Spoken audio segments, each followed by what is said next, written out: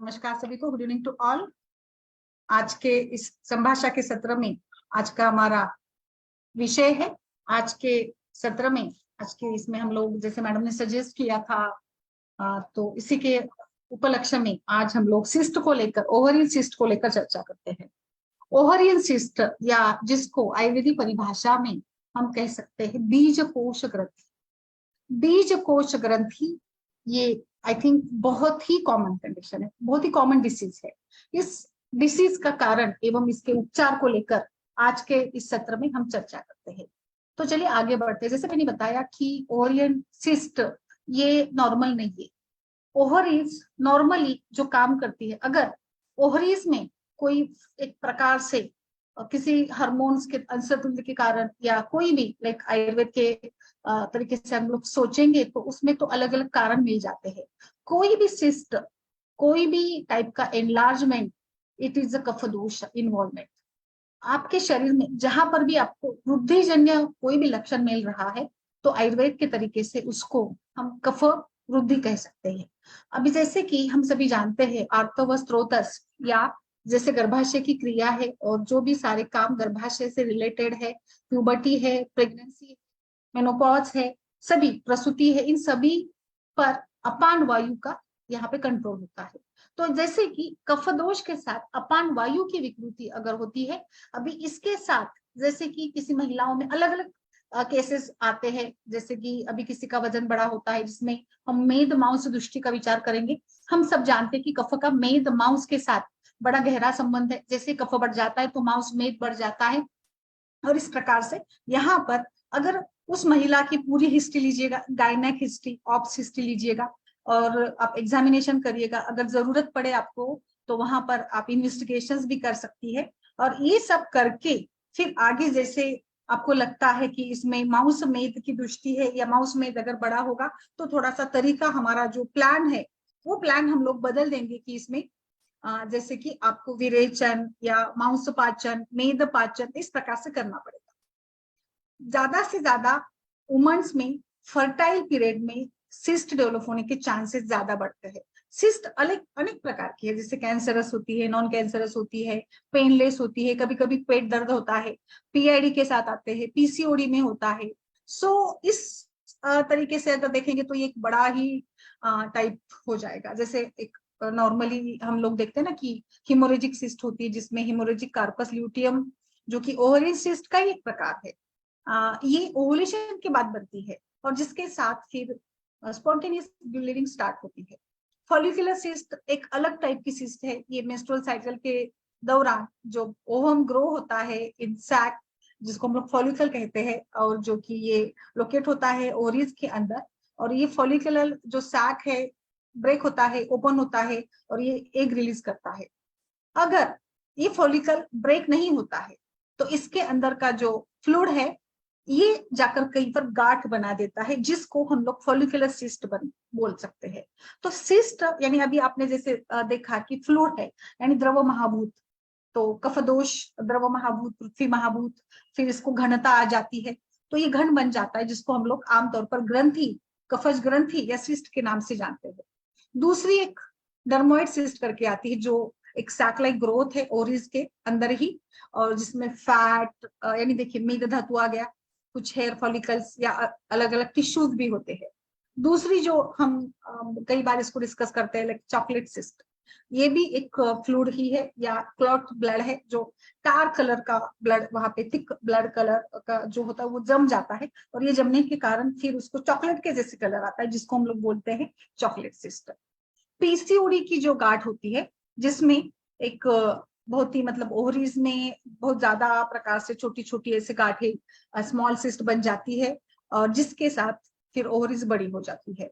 अगर इसको हम ट्रीट नहीं करते हैं, आमतौर पर जब भी कोई महिला का यूएजी हम लोग करते हैं तो कोई ना कोई इंटरप्रिटेशन आता ही है कि like there are some cyst. गर्भिणी स्त्री में भी सिस्ट आते हैं और अपने आप से वो ये भी हो जाते हैं, मतलब वो ज्यादा बढ़ते नहीं है, अपने आप से डिसॉल्व भी हो जाते हैं। You can continue pregnancy with cyst also, ऐसा नहीं है कि हर बार, हाँ, बट कुछ केसेस में ऐसा होता है कि अगर प्रेगनेंसी के दौरान सिस्ट हो जाती है तो फिर गर्भ का इतना अच्छे से विकास नहीं हो पाता है, बट ज्यादातर मामले में मैंने देखा है कि ये जो सिस्ट अगर बन जाती है वो अपने आप से डिसॉल्व हो जाती है। अगर पीसीओडी में आपने सिस्ट को ट्रीट नहीं किया तो ये आगे चलकर इनफर्टिलिटी में कन्वर्ट हो जाती है। तो जैसे अभी देखिए ये सारी बातें इसमें आ जाती है। अभी आयुर्वेद में जैसे मैंने बताया ये जो ग्रंथि है ये वात के कारण हो सकती है, पित्त के कारण हो सकती है, कफ के कारण। तो आपके हिस्ट्री में ये आएगा कि पेशेंट ने क्या हेतुओं का सेवन किया है। बट प्रोमिनेंटली अगर कहेंगे तो ये कफज व्याधि है, और जिसमें कि मांस, मेद, कफ से जुड़े जो धातु है इनका यहाँ पर इन्वॉल्वमेंट होता है। इसके साथ जैसे कि मेद व स्रोतस की दृष्टि है तो अग्निमान्य होगा, आम बनेगा। अग्नि भी यहाँ पर हमें अग्नि को भी डिप्ट करना पड़ेगा, या करेक्शन ऑफ अग्नि, जो भी इन्फ्लामेशन है इसको ट्रीट करना पड़ेगा। आपके दोषों का बैलेंस बिगड़ गया है जिसके साथ हार्मोन्स भी इम्बैलेंस हो गए हैं। तो आपका प्लान क्या रहेगा? मेरा इसमें प्लान ये रहता है आमतौर पर, लाइक पहले तो हमें दीपन पाचन अग्नि को करेक्ट करना है। फिर जैसे भी आपको दोष धातु का संग्रह मिल जाता है यू कैन प्लान, फिर आप विरेचन करें स्टैंडर्डली। आप इसमें लाइक आम पाचन के लिए मांस पाचन, मेदो पाचन, त्रिकटु, त्रिफला, पंचकोल, अलग अलग पेशेंट की प्रकृति देखिएगा। पेशेंट में आपको लक्षण कैसे मिलते हैं, पेशेंट फर्टाइल एज में है, पेशेंट पीसीओडी की लड़की है, पेशेंट मेनोपॉज में है, सारी सारी बातें ध्यान में रखते हुए आपको ये मेडिसिन को सेलेक्ट करना होगा। और फिर प्रकृति के हिसाब से भी सेलेक्ट करेंगे, विरेचन देंगे। अभी नेक्स्ट प्लान आता है, नेक्स्ट एक एक साइकिल में। पहले साइकिल में जैसे कि मेंसेस हो गए तो छठे दिन आपने स्टार्ट किया दीपन, 5 दिन का दे दिया दीपन, फिर 1-2 दिन का गैप दीजिएगा। इसके दौरान आरोग्य वर्धिनी गुगुल कल्प जरूर यूज करें जो कि वात के बैलेंस के लिए और कफ पर भी काम करेंगे। आरोग्य वर्धिनी, कंचनर गुगुल, या जैसे भी पेट दर्द वगैरह होता होगा तो रासना एरंड या त्रयोदशांग गुगुल दे सकते हो। फिर हमने यहाँ पे स्नेहपान करेंगे। स्टैंडर्ड तरीका क्लासिकल विरेचन करना है तो स्नेहपान करके करिए। स्नेहपान क्यों जरूरी है? क्योंकि स्नेहपान से दोष द्रवीभूत हो जाते हैं, दोष कोष्ठ में आ जाते हैं, फिर इन दोषों को निकालना इजी बन जाता है। आप सद्य विरेचन भी देते हैं, बहुत बार हमें पेशेंट रेडी नहीं होते घी पीने के लिए, तो वहां पे हमें विरेचन नित्य विरेचन कर सकते हैं। लाइक स्किन डिसीजेस है या जहाँ पर दोष दुष्ट समूचना बहुत ही पुरानी सी है, क्रॉनिक है, वहां पर आप नित्य विरेचन से भी कर सकते हो। बट हम मानते हैं कि अगर क्लासिकली आपको विरेचन करना है तो आपको स्नेहपान देकर करिए। आपने विरेचन दिया तो उस महीने में आपका संसर्जन क्रम होते होते फिर उसका नेक्स्ट पीरियड आ जाएगा। फिर नेक्स्ट साइकिल में आपको बस्ती के साथ चलिएगा। बस्ती में आप अलग अलग प्लान कर सकते हैं, लाइक निरूह अनुवासन यानी काढ़े का बस्ती, तेल का बस्ती। तेल कौन सा यूज करेंगे वो भी आपके केस के ऊपर डिपेंड करता है। आमतौर पर जैसे कि अगर यहाँ पे कुछ अवरोध जनित कंडीशन है तो आप शतपुष्पा या सहचर तेल, जहाँ पे आपको लग रहा है कि पेशेंट का धातु क्षय हुआ है वहां पे थोड़ा धातु का बल बढ़ाने वाला तेल यूज कर सकते हैं, लाइक बला तेल, बला अश्वगंधा तेल, चंदन बला लाक्षादी तेल। ऐसे जहाँ पे आपको सूजन के साथ कुछ पेशेंट में पित्तजनित लक्षण मिले वहां पे आप चंदन के साथ बला वाला यानी चंदन बला लाक्षादी वाला तेल यूज करिएगा। जहाँ पे आपको तीक्ष्ण ही तेल यूज करना है वहां पे आप सहचर या दशमूल तेल ऐसे भी कर सकते हो। तो ये टोटली आपका लुकआउट रहेगा कि आपको पेशेंट्स में कैसे लक्षण मिले। तो निरूह अनुवासन के साथ ऐसे भी कर सकते हो जिसमें आपको अनुवासन से स्टार्ट करना पड़ेगा और अनुवासन से ही एंड करेंगे। अगर पेशेंट इतनी कोर्स के लिए रेडी नहीं है तो सिंपल तरीके से आपको मात्रा बस्ती यूज कर सकते हैं, जो कि बहुत आसान सा है, जिसमें आप 50 ml से स्टार्ट करें और धीरे धीरे धीरे वर्धमान मात्रा में ये मात्रा बस्ती हम बढ़ा सकते हैं, जिसको आप 80 ml तक भी ले जा सकते हैं। तो ऐसे भी एक आपका तो अलग अलग प्लान ए बी बनाइए, प्लान बी बनाइएगा। सो इसको आपको एक प्रकार से माउस मेद रक्त दृष्टि ग्रंथि के तरीके से आपको यहाँ पे इसको करेक्ट करना है। जो भी हेतु आपको मिलेंगे, विरुद्ध आहार, दीवा स्वाप, या जैसे कि वेगों का धारण है, मधुर सेवन है, सेडेंटरी लाइफस्टाइल है, इसके साथ एक और बात पे जरूर ध्यान दीजिएगा कि पेशेंट का मेंस्ट्रुअल साइकिल कितना डिस्टर्ब हुआ है। एसोसिएटेड सिम्टम्स में आचार्य भेषज रत्नावली में बताते हैं कांचना गुगुल ये एक ग्रंथि की अद्भुत दवा है। जो भी कफ प्रदोषक ग्रंथियां है इसमें कांचनार का अच्छा रोल रहता है। बट जैसे कि कांचनार थोड़ा मतलब रुक्षता भी ये करता है, तो आपको अगर डायरेक्टली वो नहीं यूज करना है तो हम कांचनार चूर्ण के साथ अम्ल की चूर्ण, नागकेशर ऐसे भी कॉम्बिनेशन करके इसमें दे सकते हो। तो ये जैसे कि डिपेंड करता है, बट कफज ग्रंथि के लिए आपको ये बहुत अच्छा काम करता है। जो देखिए क्या क्या काम करता है कांचना गुड़, ये तो कफ के लिए बहुत अच्छा भी है, बट ये सूजन कम करेगा। इसके साथ ये एंटीबैक्टीरियल प्रॉपर्टी वाला है, और इसके साथ अगर लिम्फ नोड या जहां पर भी लसिका वसा जो एक क्लेट के रूप में या मल के रूप में बढ़ता है, तो उनको भी, यानी हमें हमारा उद्देश्य क्या रहेगा कि ओवरीज की तरफ या रिप्रोडक्टिव ऑर्गन्स की तरफ हम लोग ब्लड सर्कुलेशन बढ़ाए। तो इसमें मैं एक और भी बताना चाहूंगी, अगर आपको लग रहा है कि पेशेंट में मेदज लक्षण है, मेद धातु अधिक बड़ा है, तो उद्वर्तन भी करिएगा। उद्वर्तन के लिए उद्वर्तन चूर्ण, कोलोफुलत्थादि चूर्ण, त्रिफला चूर्ण, ऐसे बहुत सारे चूर्ण है। उद्वर्तन से बहुत रिजल्ट मिलता है, क्योंकि उद्वर्तन से त्वचा स्थित जो क्लेद है और मैल है वो निकल जाएगा, और इसके साथ फिर ब्लड सर्कुलेशन इंप्रूव हो जाएगा। ब्लड सर्कुलेशन इंप्रूव हो जाएगा तो आई थिंक फिर बहुत ही जो हम लोग बोलते हैं ना आयुर्वेद के हिसाब से कि अवरोध है, तो स्त्रोतस खुल जाएंगे। तो इसीलिए आप इसका भी ध्यान में रखें कि साइमल्टेनियसली आपके प्लान में क्या क्या आप इंक्लूड कर सकते हो। इसके लिए और एक अच्छी दवा मैं बताऊंगी, गोमूत्र हरितकी। जो एक्चुअली गोमूत्र हरितकी ये क्लासिकली अर्श चिकित्सा ने बताया है, बट हम जानते हैं कि अर्श में भी कहीं ना कहीं अंकुर डेवलप होता है, कहीं ना कहीं माउस की धातु की इन्वॉल्वमेंट होती है, और इसीलिए वो भी एक वृद्धिजन्य कंडीशन है। और इस वृद्धि के लिए हमें यहाँ पर इस प्रकार से सोचना होगा कि हम लोग इसमें ये यूज करें। गोमूत्र हरितकी का यहाँ पर हम लोग यूज कर सकते हैं, जो कि लघु उष्ण तीक्ष्ण गुण की है, शीत भी है, स्निग्ध भी है, और हरितकी का खास करके अपान वायु पर काम करेगी एंड अनुलोमन का भी काम करती है। सो गोमूत्र बेस्ट रहेगा वात कफ शमन के लिए, नेचुरल प्रॉपर्टी है इसकी। और अगर कुछ महिलाओं में कॉन्स्टिपेशन है या पेन होता है, तो इसके लिए भी गोमूत्र हरितकी का अच्छा रिजल्ट रहता है। इसके साथ एक पॉपुलर फॉर्मुलेशन है, वो है सुकुमार कषायम, जो आचार्य वृद्धि चिकित्सा में बताते हैं। ये भी एक नेचुरल मूत्र विरेचनी कल्प है, और जो रक्त की भी शुद्धि करता है। इसमें सूजन कम करने की प्रॉपर्टी है। इसमें दशमूल है, जो एक मेजर रोल प्ले करता है वात शमन के लिए। सो यू मस्ट इंक्लूड दशमूल, जो सूजन कम करेगा। एक और इसके साथ देखिए अलग अलग कॉम्बिनेशन बनते हैं। मेरा ये तो फेवरेट ही कॉम्बिनेशन है, इसमें आप पुनर्नवा भी ऐड कर सकते हैं। पुनर्नवा भी सूजन शोफर प्रॉपर्टीज बहुत अच्छी है। और सिस्ट में हमें वही करना है ना, सिस्ट गांठ बनी है मेद की, माउस की, अकुमुलेट हो गया है, इसको फोड़िए, इसको तोड़िए, इसको स्क्रैपिंग करिए। स्क्रैपिंग के लिए क्या क्या है, फिर विरेचन, फिर लेखन, ऐसे लेखन द्रव्य आप डाल सकते हो बस्ती में, या आप आपके कॉम्बिनेशन में चूर्ण में मिलाकर दे सकते हो। तो पुनर्नवा भी एक बहुत अच्छा सिस्ट के लिए ये है, जो कि फिर पुनर्नवा जैसे सूजन कम करता है। तो कई पेशेंट में, जैसे पीसीओडी के पेशेंट में डिस्मेनोरिया बहुत होता है ना, पेशेंट को कष्टार्थ दर्द होता है, पेट दर्द, कमर दर्द वगैरह, उसमें भी ये बहुत बेस्ट काम करता है। एक अलग अलग कल्प है, जो एक दूसरा मैं बताऊंगी, गूगल पंचपल चूर्ण, ये शहद के साथ देना है। It's having a scraping property, लेखनी काम करेगा, और लेखनी के साथ ये सूजन को भी कम करेगा।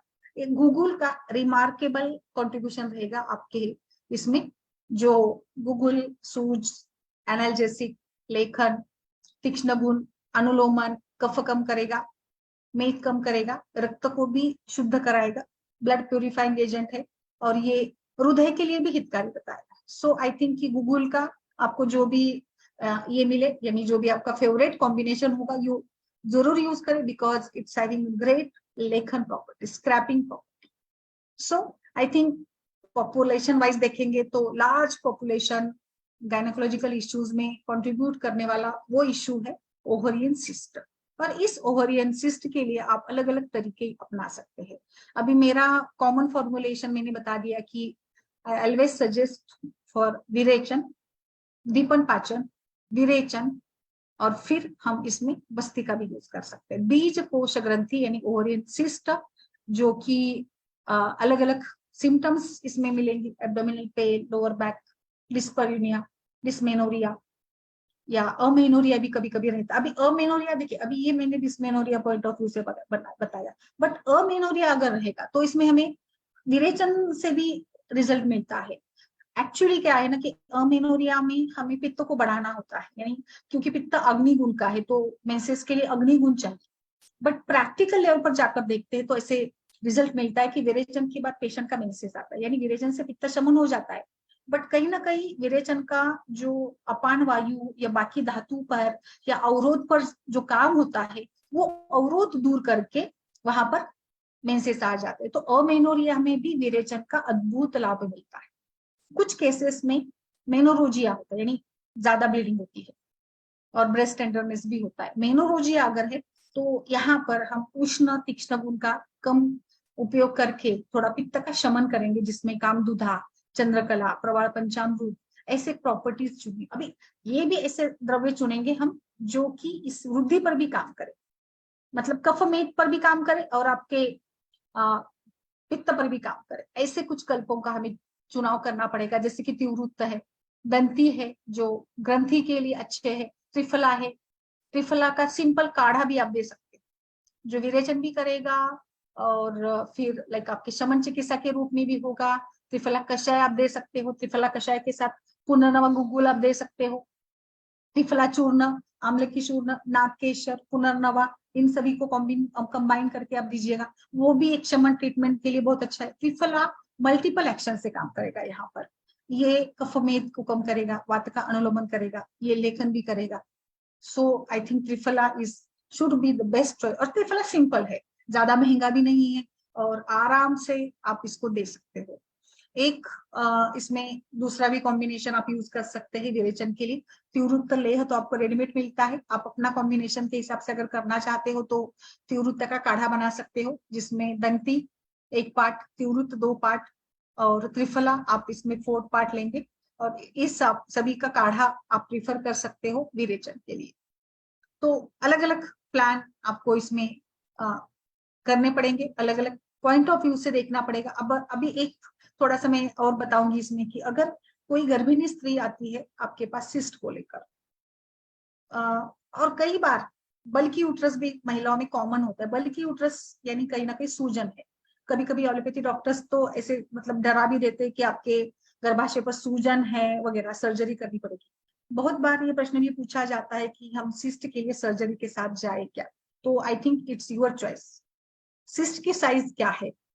अगर वो 4-5 सेंटीमीटर से ज्यादा है तो सर्जरी आप जरूर करिएगा। हम कोई भी इसमें ये नहीं करेंगे, दावा, बड़ा दावा भी नहीं करेंगे कि, बट अगर आपको कंफर्टेबल लगे कि नहीं भाई हमें ज्यादा बड़ा साइज का सिस्ट है तो रिस्क नहीं लेना चाहते हो तो आप इसके साथ भी जा सकते हो, कोई इसमें दिक्कत नहीं है। बट साइज अगर कम है तो अननेसेसरी आप ये विचार मत करें।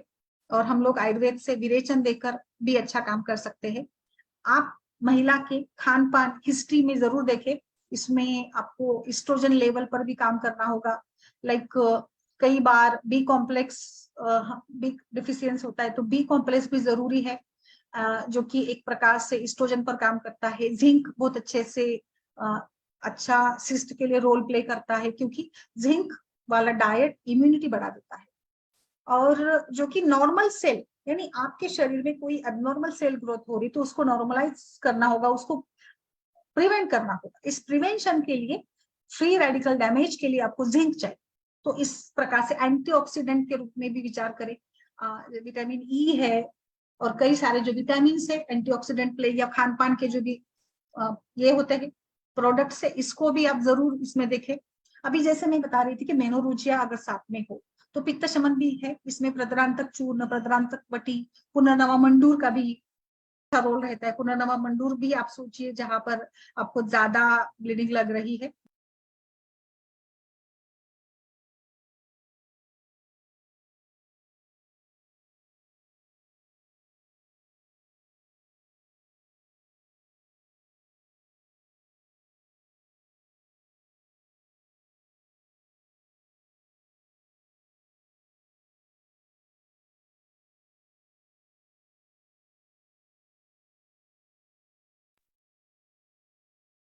सो इस प्रकार से देखिए, मैं मतलब अलग अलग पॉइंट ऑफ व्यू से बता रही हूँ कि अगर ज्यादा ब्लीडिंग हो रही है, मेनोरोजिया है, तो उसमें पुनर्नवा मंडूर इफेक्टिव है। प्रद्रांतक चूर्ण, इस सभी लगभग सभी सिस्ट के केसेस में कुछ दवाएं कॉमन रहेगी, जिसमें चंद्रप्रभा वटिका में जरूर नाम लेना चाहूंगी। एक क्लासिकल कॉम्बिनेशन है, बिकॉज इसमें मुस्ता है जो आपके धातु पाचन पर काम करेगा, इसमें हरिद्रा है which are having antibacterial property, इसमें गुरुची है जो मल्टी और एंटीऑक्सीडेंट वाला सभी काम करेगा, मरीच है, इसमें पिपली है जो कि लेखन का काम करेंगे, इसमें गुगुल भी है। तो आप सोचिए, आई थिंक इसमें वचा भी है। तो इस सभी इसके साथ ये चंद्रप्रभावटी हम लोग लगभग सभी गायनाकोलॉजिकल कंडीशन में, यानी dysmenorrhoea, premenstrual syndrome, irregular menses, fibroid, cyst, सभी में इसका प्रयोग करते हैं। तो ये चंद्रप्रभावटी, आरोग्यवर्धिनी, पुनर्नवा मंडूर और दशमूलारिष्ट, ऐसे कुछ कल्प है जो आप आई थिंक हर कंडीशन में इसका प्रयोग कर सकते हो। पुनर्नवा मंडूर गर्भिणी अवस्था में भी दीजिएगा। गर्भिणी अवस्था में थोड़े लिमिटेशंस आ जाएंगे हमें, वहां पे हम ज्यादा विरेचन भी नहीं कर सकते हैं। तो मेरा यहाँ पे ये विचार रहेगा कि आप जो एक चूर्ण का कॉम्बिनेशन है, लाइक आम्लकी, पुनर्नवा, गोक्षुर, जो गर्भिणी में लाइक सूज या शो पॉइंट ऑफ व्यू से भी बेटर रहेंगे कि उसमें सूजन ना हो, इस पॉइंट ऑफ व्यू से भी उनका अच्छा रोल रहेगा, तो वो भी आप जरूर इसमें ऐड करें। और गर्भिणी में साइज को देखकर काम करना पड़ेगा। गर्भिणी स्त्री में कांचन और गुगुल नहीं देंगे हम लोग। आप कुछ चंद्रप्रभावटी कुछ समय के लिए दे सकते हो, सूक्ष्म त्रिफला कुछ समय के लिए दे सकते हो। आप इसमें लघु मालिनी वसंत जैसे कुछ कल्प दे, आप इसमें पुनर्नवा मंडूर दे, और बाकी जो दशमूल है उसका यूज कर सकते हो। आप इसमें दाड़ीम वाले कल्प दे, आप इसमें द्राक्षा वाले कल्प जो कि द्राक्षा दाड़ीम जो है वो पित्त का शमन भी करेंगे और गर्भिणी पोषण पॉइंट ऑफ व्यू से भी अच्छे रहते हैं। एक दूसरा भी इसमें बहुत अच्छा कॉम्बिनेशन है जिसमें कंटकार्यादि कषाय, कंटकार्यादि कषाय में कंटकारी और वरुण है। हाँ, इसमें एक और अच्छी दवा है वरुण, लेखन के लिए और सभी प्रकार से सभी प्रकार की ग्रंथि के लिए वरुण की टैबलेट मिलती है, वरुण का काढ़ा बना सकते हैं, वरुणादि कषाय इज ऑल्सो अवेलेबल। तो वरुण भी आपको प्रेगनेंसी में चलेगा। शीघ्र गुगुल, शीघ्र प्रेगनेंसी में नहीं देंगे, बाकी सारे कंडीशंस में आप दे सकते हो, बस थोड़ा उष्ण है तो पेशेंट के कंडीशन प्रकृति को देखकर यूज करें। शुंठी, शुंठी सिंपली शुंठी आप देते हैं तो शुरुआत में आम पाचन के लिए और कफ पर काम करने के लिए बहुत अच्छा शुंठी का उपयोग होता है। तो शुंठी भी आप जरूर ये फॉर्मुलेशन में यूज करें, जो लेखन और कफ में का शमन, वात का अनुलोमन और तीक्ष्ण गुण वाली है। आपको जहां पर लग रहा है ना कि कफ ज्यादा है, आम ज्यादा बन गया है, वहां पर आप शुंठी वाले कल्पों का विचार कर सकते हैं। एक कई बार अशोकारिष्ट भी यूज किया जाता है। अशोकारिष्ट थोड़ी ज्यादा मात्रा में देंगे, 25 ml 50 ml तक, 40 ml तक दीजिएगा, और पानी के साथ इक्वल वाटर तक आप इसको कंटिन्यू 1 महीना तक चला सकते हो। हरिद्रा की मैंने बात की थी, तो हरिद्रा खंड भी अद्भुत तरीके से काम करेगा। तो आप इसको 3 ग्राम की मात्रा में बीड़ी यानी 2 दिन में 2 बार दे सकते हो। हरिद्रा खंड को दूध के साथ अनुपान के रूप में देते हैं, जहां पर आपको वात वाला ज्यादा लग रहा होगा वहां पे आप उसमें दूध का अनुपान रख दीजिएगा, अदरवाइज शहद या गर्म पानी ये रहेगा। अभी मैंने बात की थी अनार्थों की, अमेनोरिया की, सिस्ट विथ अमेनोरिया है, तो उसमें कुबेराक्षवटी अच्छा है, या नष्ट पुष्टांतक रस जो दोनों पर भी काम करेगा। एक शमन योग के पॉइंट ऑफ व्यू से आप कुबेराक्षवटी ऐड करिएगा, या नष्ट पुष्टांतक या स्त्रीवैदी हरी रस इसमें ऐड कर सकते हो। तो अलग अलग पेशेंट्स में अलग अलग कॉम्बिनेशन यूज करने हैं। पेशेंट में पेन रहेगा तो पेन जैसे ही आप अभ्यंग या उद्वर्तन के साथ चलते तो पेन कम हो जाएगा। जैसे विरेचन देती है या आम पाचन से भी कई बार आप सिंपल त्रिकटु चूर्ण या त्रिफला चूर्ण भी देते हैं ना पेशेंट को, तो पेशेंट का पेन कम होता है। पेन यानी वात का अनुलोमन करना है, बस सोचिए पेट दर्द बोल रहा है पेशेंट तो अनुलोमन करवाइएगा, बेस्ट ये रहता है। मात्रा बस्ती और ये सभी सारे जो मेडिकेशंस है, इसके साथ मुझे लगता है कि हम लोग बहुत अच्छे से अलग अलग प्रिपरेशंस के साथ अलग अलग केस में प्लान ABCD ऐसे बनाकर हम कफज ग्रंथि को लेखन, शोधन, शमन इस सभी का उपयोग कर बहुत अच्छे से ट्रीट कर सकते हैं। तो आई थिंक ये मेरे विचार से मैंने यहाँ पर मेरा जो इसमें ये है उसको मैंने बताया है। आप सभी से भी, सारे दर्शक, डॉक्टर अदिति, डॉक्टर कविता मोरे पाटिल, डॉक्टर शुभ्रा जी और सभी डॉक्टर राजेश, सभी से मैं रिक्वेस्ट करूंगी कि आप भी अपना अनुभव इसमें जरूर डालें कि आप किस प्रकार से सिस्ट के केसेस को ट्रीट करते हैं। आप स्वेदन भी दे सकती है मैम इसमें, जहां पे आपको लग रहा है ना कि वजन ज्यादा है, मेद ज्यादा बड़ा है, तो स्वेदन भी बहुत अच्छा ये है इसके लिए, जो इम्प्रूव करेगा ब्लड सर्कुलेशन को भी, और स्वेदन से क्लेद और मेद भी हट जाएगा। अभ्यंग स्वेदन और सौसर्जन क्रम जरूर करें। सौसर्जन क्रम के लिए तो पेया विलेपी अमुक वाले जो यूश बनते हैं, कृत यूश आप बना सकते हैं। यस मैम, नमस्ते सभी को। बोलिए मैम, आपका अनुभव बताइए। डॉक्टर माधुरी संपदा जी, डॉक्टर सुचेता जी, इंसुविन, अच्छा ओके, मंदाकिनी जी, दिलकश जी, बोलिए मैम, आप क्या सोचती है बताइए।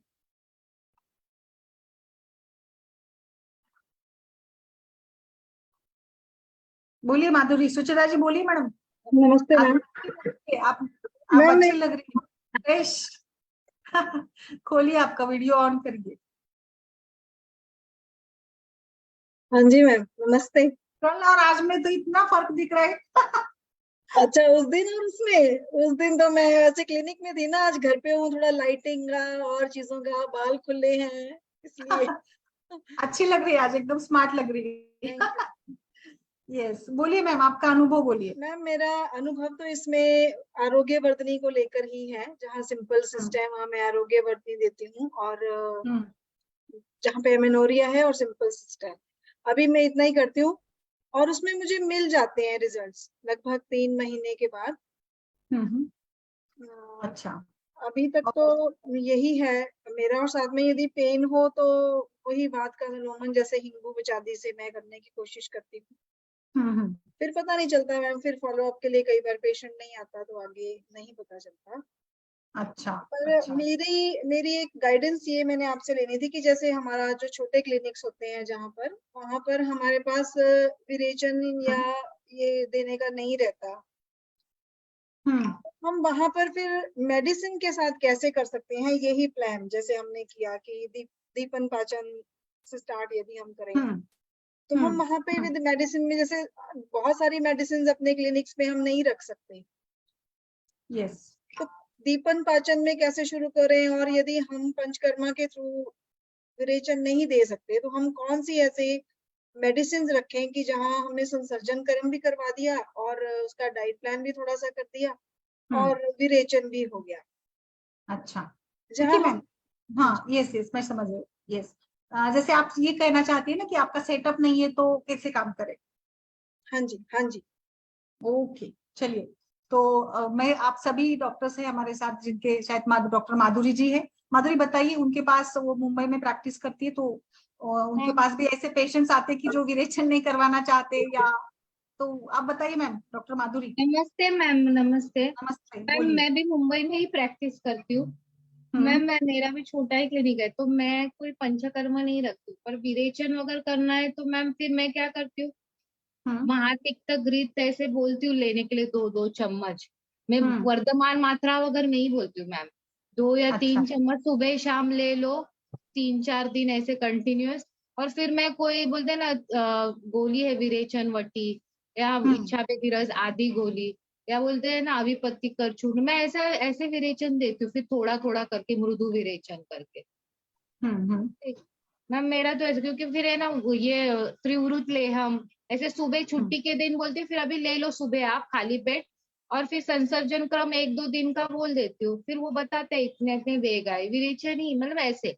अगर वो भी पेशेंट नहीं घी लेने को नहीं तैयार, तो मैं फिर मैम दीपन पाचन के साथ रोज का बोलते हैं ना, गाय का घी जो घर का है ना वही खाने में दाल चावल में खाओ, और रोज अविपत्ति कर चूर्ण या त्रिफला चूर्ण देती हूँ, या गंधर्व हरितकी रहता है ना, ऐसे ऐसे करके, मतलब रोज का विरेचन। अच्छा, और ऐसे टैबलेट उसके साथ चालू रखती हूँ फिर जो है डिसीज पे, ऐसे ही मैम मैं भी करती हूँ काम, मतलब पीसीओडी पे, स्किन के प्रॉब्लम में। वमन का तो देने का प्रश्न है, वमन अगर देना है तो फिर घर पे बोलती हूँ, गर्म पानी पियो नमक डाल के 3-4 ग्लास, और आप उल्टी कर लो, फीलिंग आएगा आपको, तो वो लोग हाँ, करते हो ऐसे में, मतलब Yes. जो है ना शॉर्ट एकदम ऐसे ये करने यस, को। ये तो एकदम बेस्ट है मैम। कफदोश के लिए तो ना सद्यो वमन आप दे सकते हो अगर हाँ सीजन है, लाइक हाँ जनवरी हाँ, फरवरी ऐसे सीजन, तो तो वहां ऐसे पे तो बोलती हूँ। सही रहेगा इस टाइप से और सोचना। मेरा लाइक दूसरा मैडम का अगर ये सवाल था ना कि आप ना मेडिसिन क्या फॉलो मेडिसिन करते में हो, मैं और थोड़ा थोड़ा थोड़ा मेडिसिन के बारे में मैम बताएं, बेसिक और अभी रखती संसर्जन क्रम क्या कैसे करेंगे, थोड़ा आप क्या मेनू बताइए, हूँ मेनू बताइए। मैम। उस दिन अगर हुआ वो विरेचन क्या जो ऐसा करके जैसे मैं बोलिए। करती हूँ, तो फिर उस दिन मैं बोलती हूँ कि मूंग की दाल का पानी या चावल का बनाया का ये रहता है ना पेया जो पानी वो पियो। वो, हम्म कुरुत मतलब चौका हम्म लगाया अगर, नहीं तो कुछ भूख लगा तो दाड़िम के दाने अगर थोड़ा चक्कर हम्म। आए या ऐसा के, फिर दूसरे दिन वही थोड़ा सा हल्का सा है ना उसमें दाल खिचड़ी जैसा पतला सा एकदम खाओ 2 दिन एकदम भूख। बस इतना ही बोलती हूँ मैम, मैं नहीं जाता ऐसा ही, यही हाँ, रहता है मेरा, शॉर्ट एंड स्वीट रहता है, क्योंकि बॉम्बे में फॉलो करना ना ये, और जॉब में भी रहेगी वो लोग दूसरे दिन, तो फिर ये नहीं होता है, तो ऐसे ही करती हूँ। मेरा एकदम क्लासिकल नहीं मैम मेरा रहता है। और मात्रा बस्ती मैम मैं देती हूँ अच्छा। ना, तो पेशेंट तैयार होगा ना मात्रा बस्ती के लिए, तो फिर वो करती हूँ। वो हम्म तेल गरम करने के लिए मेरे पास एक छोटा स्टीमर है मैम, तो उसमें मैं वो वाटी रखती हूँ तेल का, हम्म। और सिरिंज से दे देती हूँ मात्रा बस्ती ऐसे। उससे तो कोई प्रॉब्लम नहीं ना, अच्छा। मोशंस नहीं आते मेरे पास, हाँ, सीधे मात्रा टॉयलेट बस्ती में। में तो हाँ तो हाँ। ये कर तो सकते हैं, और नस्य भी दे सकते हैं हम लोग थोड़ा ये करके। हाँ, नस्य भी, हाँ ये अच्छा पॉइंट आपने ये किया। नस्य हम अमेनोरिया में बहुत अच्छे से नस्य का रोल रहेगा, हाँ तो वो है ना, दे सकते हैं, नहीं तो जहाँ पे प्रेशर आप शतपुष्पा का। है। बोलिए बोलिए।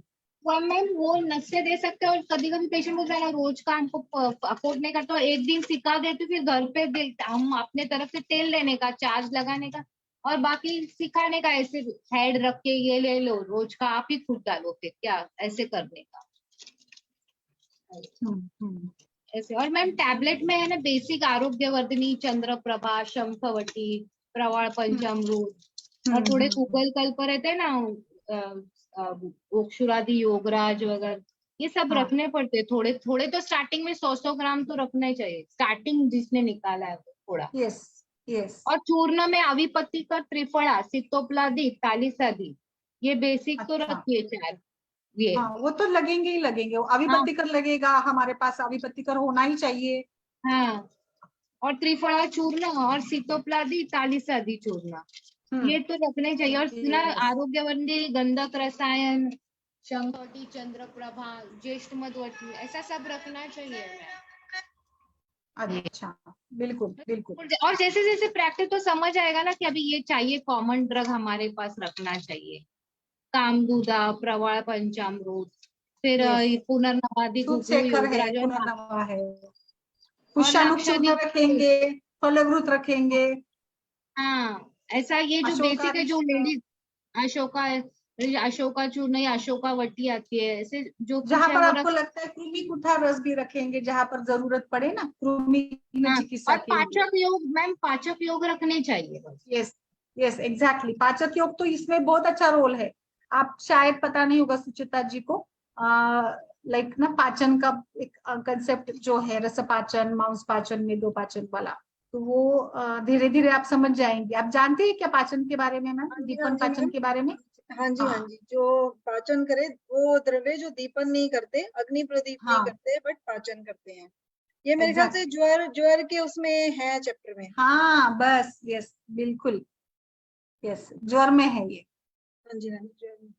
एक इसमें आपके इसमें ना वृद्धि वाटिका वटी या फिर अर्बुदर वटी करके भी आती है, जो कांचनार गुगुल के जैसे ही काम करती है। जहां पर भी आपको लग रहा है कि थोड़ी ग्रोथ है अनयूजुअल सी, वहां पर आप यूज कर सकती है। मैम मृदिका वाटिका के बाद आपने कौन सी बताई? वृद्धि वाटिका वटी एक बताई मैंने, और अर्बुदर कांचनार वटी करके एक कांचनार कांचनार गुरु। अर्बुदर। अर्बुदर, ओके। हाँ मैम मैम एक क्वेश्चन बस मेरा और था, जहां हम स्टार्ट करते हैं दीपन पाचन से, तो दीपन हम्म पाचन जनरली हमारे पास जैसे हम दाढ़ी मास्टक ले सकते हैं, वैश्वानर या हिंग वाष्टक, हाँ तो इन्हीं में ही करना है या कुछ इसका कुछ और भी होता है, जैसे अनुभूत? बहुत है मैम, बहुत है। दीपन पाचन के लिए तो ना आप जैसे भी देखिए ना, आप सिंपल शुंठी वाला जो काढ़ा बना कर भी दे सकते हैं, शुंठी सिद्ध जल से भी दीपन पाचन होता है। आप त्रिफला से कर सकती है, आप आमलकी से कर सकती है, अभिपत्तिकर चूर्ण से कर सकती है, आप मुस्ता चूर्ण से कर सकती है। फिर आपके लिए तो रसपाचक वटी, रक्तपाचक, मांसपाचक, मेदोपाचक मिल जाती है। आम आरोग्यवर्धिनी पाचक में वटी ले से कर सकती है। सकती है।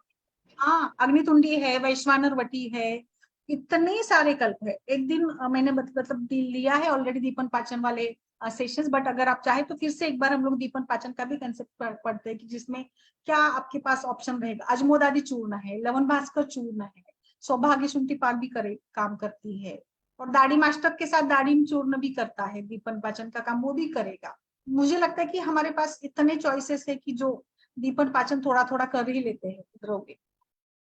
आपको अगर कुछ भी नहीं चाहिए तो पेशेंट ऐसे है ना, दिन भर पेशेंट को गर्म पानी को भी बोलते जाइएगा।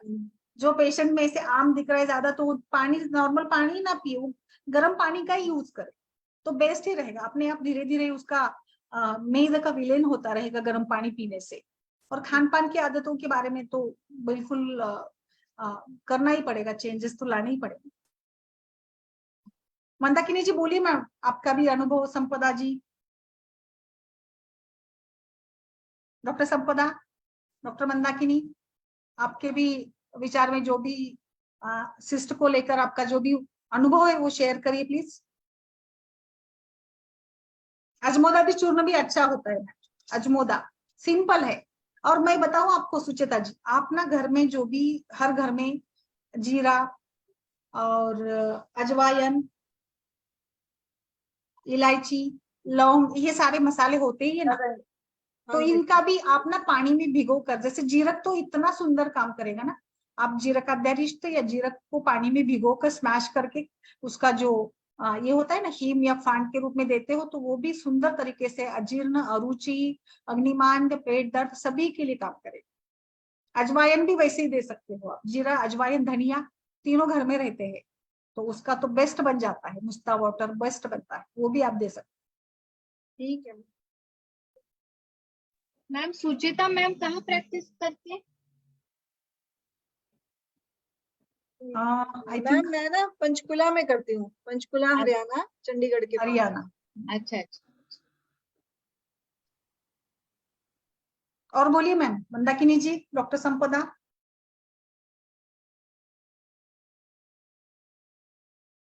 आप एलोपैथी का बताइए फिर थोड़ा, संपदा जी। नहीं अभी तो आयुर्वेद है आपके पास। हाँ नाही, इथे स्पीकर चालू आहे मिरवणूक, त्यामुळे हे होते. नहीं नहीं, बोलो बोलो, बोलिए, अभी आ रही हाँ। आवाज क्लियर। हाँ मैडम, हार्मोनल रेगुलेशन देते हैं। और आपने बताया वो चंद्रप्रभा, कांचनार गुग्गुळ, त्रिपुरा और रक्तपाचक, याने पण चांगला फरक पडला। 4-5 सेंटीमीटरचे तरी हे होतं 3 महिन्यात। यस, एक 3, देखिए इसमें 1 महीने से तो काम नहीं होगा, 3 से 6 महीने तक ट्रीटमेंट आपको करनी पड़ेगी अच्छे से। बघितले पेशंट, मागे पण एक लेक्चर झालं त्याच्यावरचं। हाँ हाँ, त्याच्यात सांगितलेलं ते। और अगर देखिए अभी, हाँ बोलिए मैम, बोलिए। त्याचे चांगले रिझल्ट आहेत, मेदोपाचक पण सांगितलं तुम्ही, मांसपाचक, मेदोपाचक।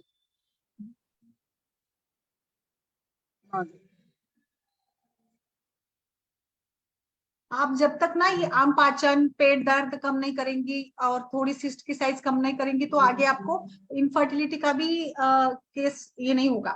तो पहले आपको ये विरेचन से और इससे आपको काम करना पड़ेगा, और फिर हम लोग जैसे नॉर्मलाइज हो जाता है कुछ हार्मोन सिक्रेशन, और फिर रेगुलराइज करना पड़ेगा, साइकिल रेगुलराइज हो जाता है, फिर हम लोग जाकर इनफर्टिलिटी की ट्रीटमेंट प्लान यानी प्रजास्थापन के लिए, गर्भस्थापना के लिए फिर विचार करेंगे। पहले के इसमें तो नहीं करेंगे, पहले के 3 महीने तक तो कुछ नहीं विचार करेंगे, जो भी सिम्टम्स है उसको कम करेंगे, एंड देन हम गर्भस्थापना के पॉइंट ऑफ व्यू से गर्भस्थापक द्रव्य लाइक फलग्रुत है और बाकी पुष्पाणु चूर्ण है, लक्ष्मणारिष्ट है, जो भी है उन सभी का प्रयोग करते जाएंगे धीरे धीरे धीरे।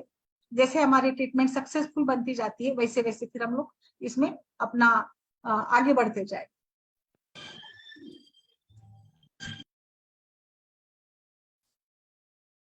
और किसी का कोई इसमें सवाल हो तो बताइए डॉक्टर्स।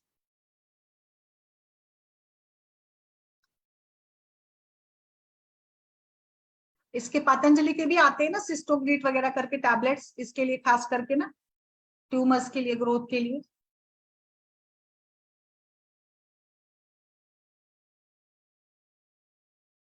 आप शंखवटी संजीवनी वटी भी ठीक काम करेगी, जहां पर पेट दर्द वगैरह रहता है ना वहां पर। एक और मैं बताना चाहूंगी इसमें ना, अलसी के जो बीज होते हैं ना, ये अलसी भी आप यूज कर सकती है। फ्लैक्स सीड्स बेस्ट है मैम, ये घरेलू नुस्खा है बट एक्चुअली काम करता है, क्योंकि अलसी ये हार्मोन्स पर काम करती है, एस्ट्रोजन एंड प्रोजेस्टेरोन पर इसका अच्छा रोल होता है। और ओवरिन सिस्ट बहुत ही कॉमन है, और ये इसकी फिजियोलॉजी भी मैंने समझा दी है कि कैसे ये बनती है। और ज्यादातर ओवेरियन सिस्ट कोई हानिकारक नहीं होती है, बट अगर ये बढ़ने लगी तो फिर कई सारी समस्या आती है सामने, और मासिक धर्म में वहां पे बदलाव आता है।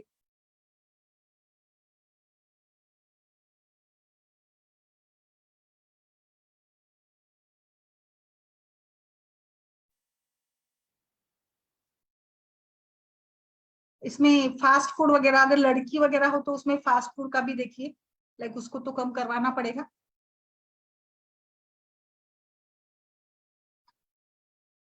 आपको अगर इसमें ना ये भी कम करना है ना मैम, तो जैसे मैंने उद्वर्तन का बताया था, मैडम ने वमन का बताया, इससे के साथ साथ ना आप टब बात का भी उपयोग कर सकते हैं।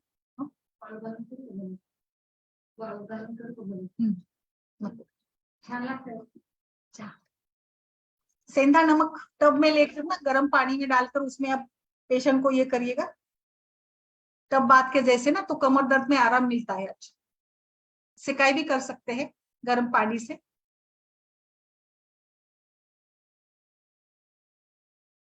और शुंठी है बिल्कुल, अलसी मैंने जैसे बताया ये इसके लिए बहुत ही अच्छा है, और फाइबर भी होता है अलसी में, तो वो एस्ट्रोजन प्रोजेस्टेरोन को भी बैलेंस करती है अलसी बीज,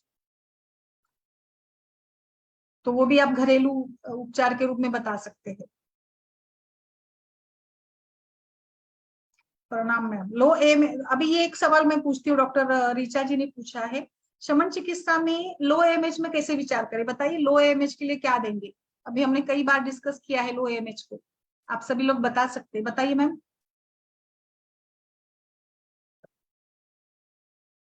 लो एमएच का बताइए मैम। वो नस्य देते हैं ना उसमें। शमन चिकित्सा पॉइंट ऑफ व्यू से बताइए, मेडिसिन क्या देंगे।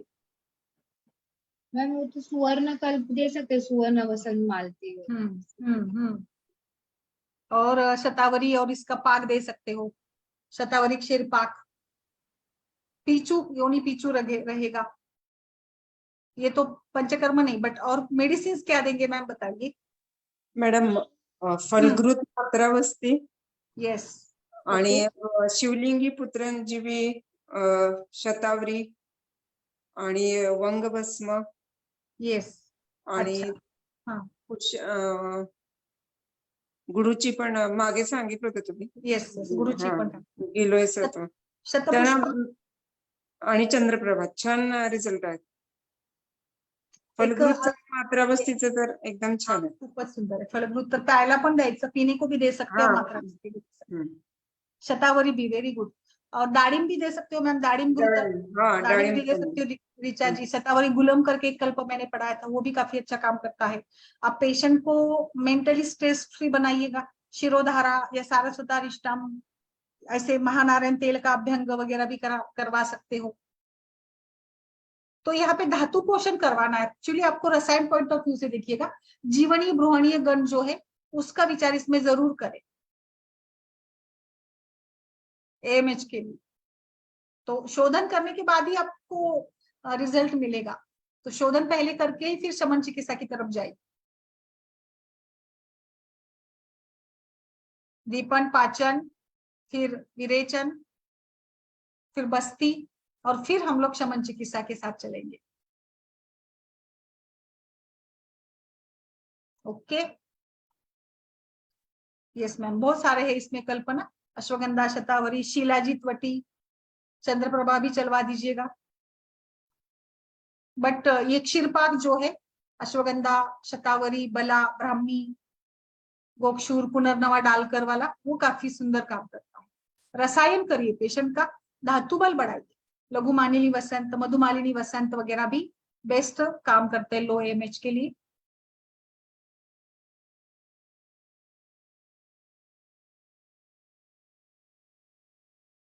और किसी का कोई इसमें विचार हो तो बताइए प्लीज, या फिर आज के सत्र में, जैसे मुझे लगता है कि आज की चर्चा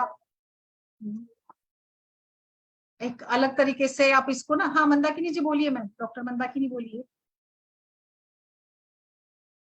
आपने हैंड रेज किया है, बोलिए। मैम ये पूछ रही थी ना कि हमें विरेचन करने के लिए पहले ब्लीडिंग स्टॉप करना पड़ेगा ना? हाँ बिल्कुल, वो तो हम नहीं देंगे ना, मतलब अगर पीरियड या माहवारी या ब्लीडिंग हो रही है तो उस अवस्था में तो कुछ भी नहीं करना, फिर आप सिर्फ ओरल मेडिसिन रख सकते हो, बाकी तो कोई पंचकर्म तो नहीं करते।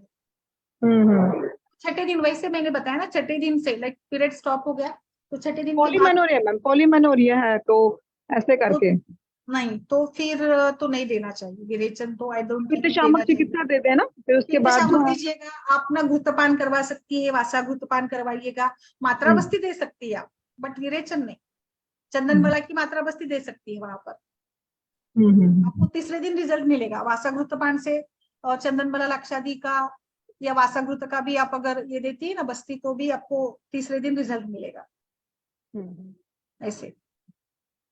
ठीक है मैम, ठीक है, थैंक यू। ओके, चलिए फिर आज के सत्र में आई थिंक हमने अच्छे से डिस्कशन कर लिया है, और अगर किसी का कोई सवाल नहीं हो तो फिर ओके बोलिए। संपदा जी, माधुरी, सुचिता जी, आज के लिए रुके। आई होप कि आपकी आज की चर्चा आपके लिए अच्छी रही। ओके, कल हमने एक स्पेशल सत्र रखा है मैम टीचर्स डे को लेकर। डॉक्टर अनंत धर्माधिकारी सर आ रहे हैं कल, तो उनको हम एक इंटरव्यू टाइप से उनको इंटरेक्ट करेंगे। तो आपके सवाल होंगे तो ग्रुप पर डाल कर रखिए, या फिर उसमें चैट बॉक्स में भी हम लोग सवाल पूछ सकते हैं। तो मैंने मतलब वही रखा है कि चरकोक्त जो कुछ है हमारा विचार है, जैसे हम चाहते हैं वैसे हम लोग पूछेंगे। सर तो बड़े मतलब अब ये है चरक के, ठीक है। नमस्ते सभी को, गुड नाइट, बाय।